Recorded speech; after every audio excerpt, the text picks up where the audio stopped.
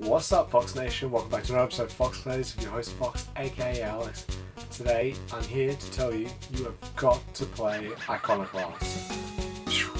This game right here, right there. See, I can do some editing. I can't do the cool fancy shit like other people. So obviously on my long break you haven't seen me do any videos at all on my channel because, like I said, my internet was down, so I couldn't do any more live streams. But I did continue to keep playing games. And this is one game that really stuck out to me. So I've been playing 2 indie games. I'm still playing Celeste at the moment, which is fantastic, and don't worry, there'll be a review coming of that soon. But just finished Iconoclasts maybe about a week ago, 2 weeks ago or so, and seriously, so good. So good. So for those you don't know, Iconoclasts was made by one gentleman by the name of Joachim Sandberg. I've been following this game for a long time. Let's just say a long time ago when I used to go on Steam, and if a game was like $2, $3, I'd buy it. If it was on sale, 75% off, I'd buy it. And I remember one time I found this game, Noitu 2... What is that game called? Noitu Love 2.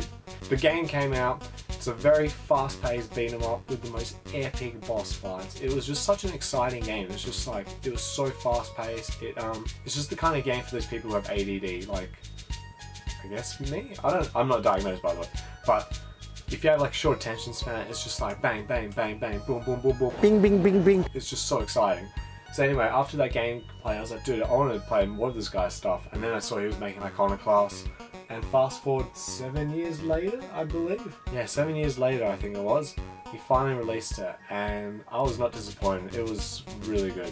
So Iconoclasts, you play as Robin, who's a mechanic who her hobbies are considered illegal. And basically just go on a giant whimsical journey, meeting lots of colourful characters and some really sadistic bad guys. I'm talking about really sadistic. But I'll get to the storyline a bit later. As I said earlier, Iconoclasts is more of a Metroidvania style game. However, it's not the same style as, say, Super Metroid or any of the actual Metroidvania games like the Castlevania series are, or any other clones out there. It's more focused. So instead of getting an item, going here, or the whole world opens up, it's kind of like you go here, you kind of like figure out where to go, and then you get an item that might help you through, and then you go through there, and then later in the game you might go back to a beginning area and be like, oh, I can actually go back there now. So it feels a bit more focused. It's not like one of those games where you get lost, kind of like Super Metroid, where you can get lost quite often. This game, it's very focused. So there's very few moments where you're just like, oh, where do I go? No, it's simple. So it kind of holds your hand in that way, and which is good because it keeps you focused on the storyline and the puzzles, which is, well, I'll get to it later. So what I really liked about the game was there wasn't an overabundance of moves in the game. So like, you have so many power-ups and whatnot, and especially in the Castlevania style Metroidvania games, there's so many moves you can do. This game is very simple. You've got your wrench, you've got your stun gun, you've got like a rocket launcher later, or grenade gun, and you can charge them up so you have different abilities, and then there's like a swapper gun which you get like right near the end. Oh, so in the last quarter. So you're not overwhelmed with all these moves, but the puzzles are really intelligently designed where you just use the tools you got to get through. And there's actually some puzzles have like a slight variance of like different ways of solving it, so it's cool like that. The puzzles they had a nice balance to it. Like towards the beginning they're a joke, like I was like, yep, no worries, easy. Eases you into the game. And then obviously when you get a bit further into the game, they get pretty difficult. Sometimes you got to use your brain, and sometimes they're very timing based, so you got to make sure your hands are the spirit fingers, so you can get through it nice and easy. So gameplay wise, awesome. But my favourite part of the game, and I had to give so much props to Joachim, the game designer, the bosses in the game are so much fun. You guys know I'm a boss slut. I love my bosses. Like, if a game doesn't have bosses, I actually get disappointed. Like, for example, like recently Wolfenstein 2, there was no bosses in it. That's why I kind of like Wolfenstein 1 more, the New Order, as opposed to Wolfenstein. Even though they're both great games, they will have bosses, so bosses win. Bosses make games for me. That's my biased opinion. But anyway, the bosses in Iconoclasts are so much fun. They're not every boss is just stand there and go shoot, shoot, shoot, shoot, shoot, dodge, shoot, shoot, shoot, shoot, shoot, dodge, shoot, shoot, shoot, dodge. No, some of them are like that, but other bosses like have a bit of a puzzle element to it, so you gotta like try and work out how do you get to the weak point. And it's really exciting. Like, so many bosses are so much fun. You just like it gets really exciting. There are so many bosses that are like really difficult where you just like, and I guess if you got better at the game or like you play the footage in slow motion, you'd be able to see how to dodge it. I have seen there is a footage of the guy who finished the whole game without getting hit with all the bosses, so you just gotta get good, I guess. But the bosses, fuck man, so exciting. Like, oh man, and there was not one boss in the game that I didn't like, and there was so many like, oh, and what was cool was there was like a boss that was like very reminiscent of like fighting the end from Metal Gear Solid 3 Snake Eater, but in 2D form, where it's like very stealthy, you can't see him, he can see you, and you just gotta be like really sneaky, and it was so much fun. Like, you just wouldn't expect it out of a 2D game. Like I said, the bosses, top notch. Gameplay, top notch, really enjoyable. In regards to collectibles, there isn't that much, so you don't get overburdened going, oh, I need to find this, I need to find that. Most of it is just like bonus items that lets you buy perks for your character, and they are not necessary at all. They might give you like extra oxygen, extra hit points, a little bit of extra damage. Like, it's very tiny, they're called tweaks. They're very tiny tweaks to your character. You can finish the game no problem without it. I pretty much did the whole game without tweaks, because every time you get hit, you lose your tweak, and you gotta like kill enemies and get your meter back so you get your tweak back.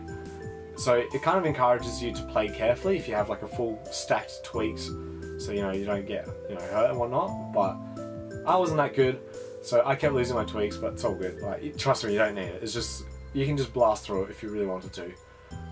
But anyway, let's get to the storyline, and this is why I think the game is not just a good game, but something a lot more special. So let's get to it. So the story of Iconoclasts, and to me this is the ultimate selling point. Alright, the bosses are the ultimate selling point. The storyline is second best. So Iconoclasts, when I played it, but don't worry, there'll be no spoilers throughout this review, it honestly reminded me a lot of Cave Story, where it's one of those games where you start off and it seems like a cute, whimsical, let's just beat the bad guys kind of game, and it progressively just gets darker and darker, and it's awesome. Like, you just don't expect it. I really didn't expect it at all. I seriously just expected just a normal, just like here's a Metrovania, here's the bad guys, let's go beat them. Simple as that. It's not. It's a lot more complicated. And what's really cool is, even though Robin, the main character, is a silent protagonist, she's still a lot of I don't know if you know this, but a lot of like old classic JRPGs where the main character is a silent protagonist, they did it for reason for you to immerse yourself into the character. But I felt like Robin just didn't talk, but she still demonstrated her own personality, and that was really cool.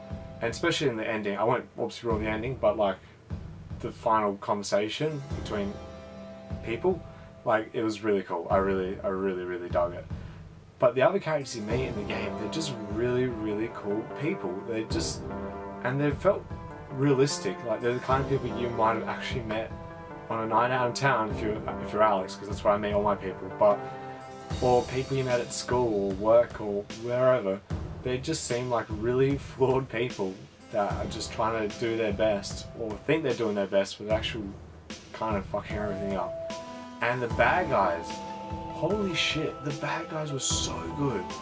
There is so many bad guys.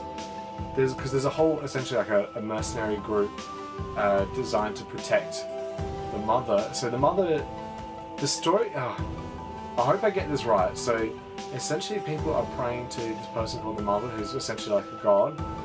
And there's a material called ivory, which is very valuable, which, I don't know, creates everything in the world, I guess. I don't know, I didn't quite get it, but I've been, reading through storylines, people's interpretations and whatnot, and it's just cool piecing the puzzles together. But that's what I liked about the game, was even though I didn't fully 100% understand the story, I still dug it, and after I finished it, I was like, alright, let's read some reviews. And I'm waiting for someone to put some really good analysis videos out. Who knows, maybe I might be the one that put the analysis video up. And there's this mercenary group that's protecting the mother, which is pretty much Jesus, and each of them are just psychopaths. They're all like different archetypes of the bad guy. You can tell they've got their own flaws as well. And my favourite bad guy was Agent Black.